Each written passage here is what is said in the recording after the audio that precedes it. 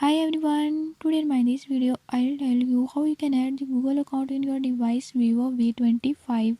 In this device Vivo V25, if you're having any issue like you can't add new account, so don't worry, I'll show you how you can easily add the new account.